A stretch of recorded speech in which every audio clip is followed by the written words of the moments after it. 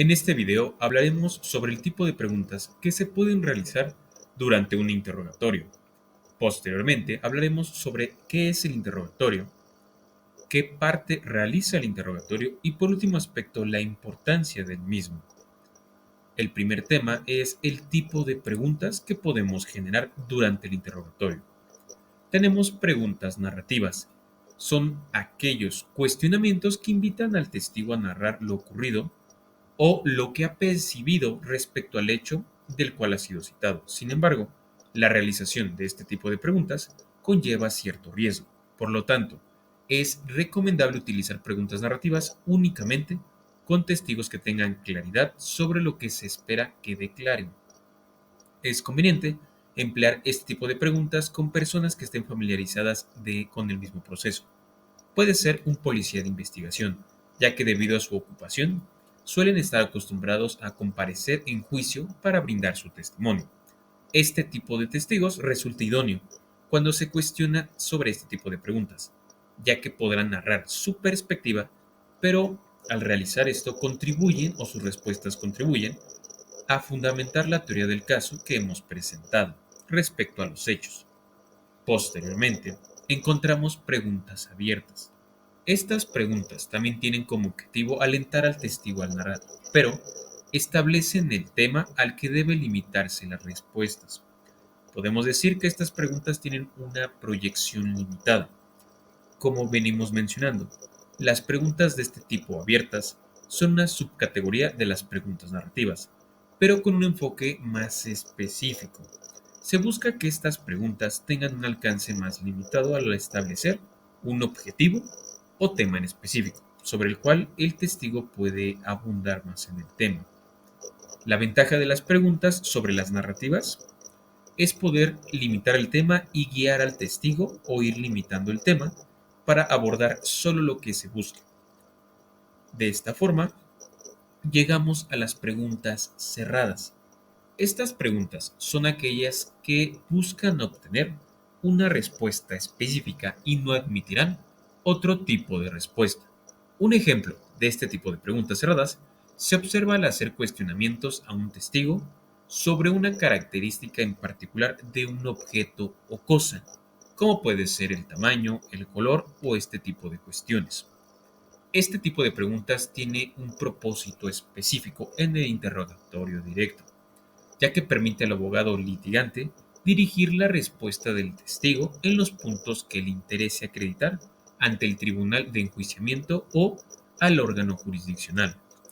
Estas preguntas buscan respaldar proposiciones fácticas particulares, pero a diferencia de las preguntas sugestivas, no sugiere las respuestas al testigo.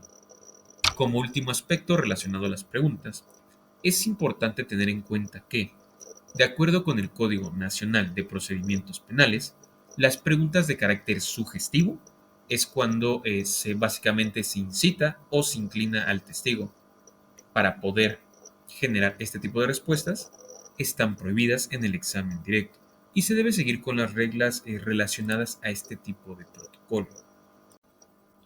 El segundo tema a abordar será el siguiente. ¿En qué consiste un interrogatorio y quiénes son las partes que lo realizan?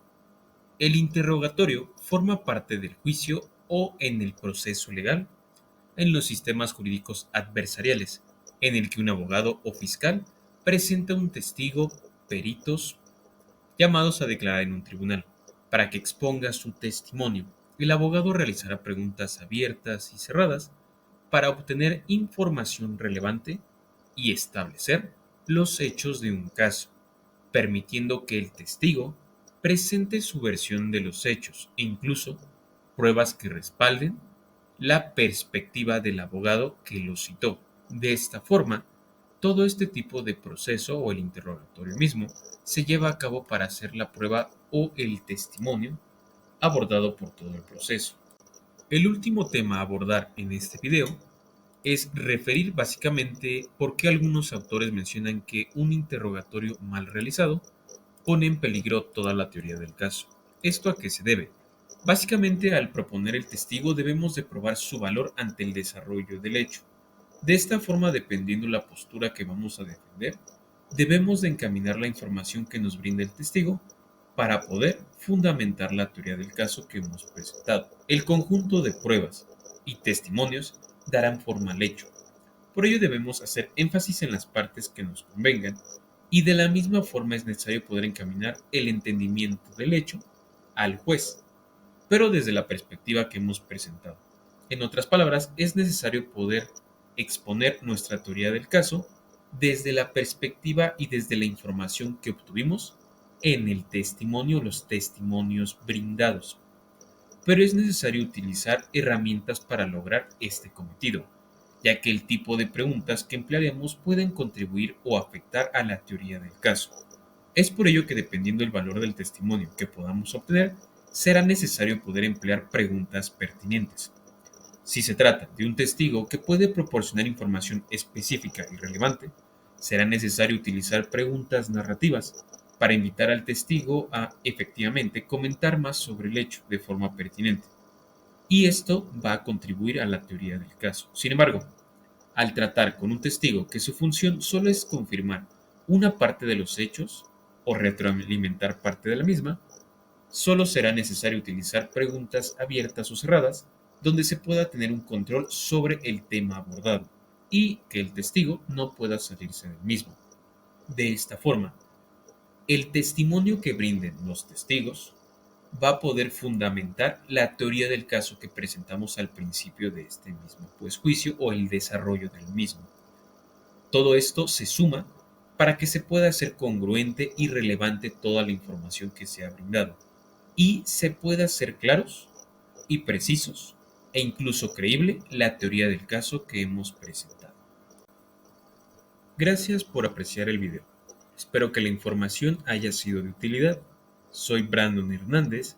Que pasen un excelente día.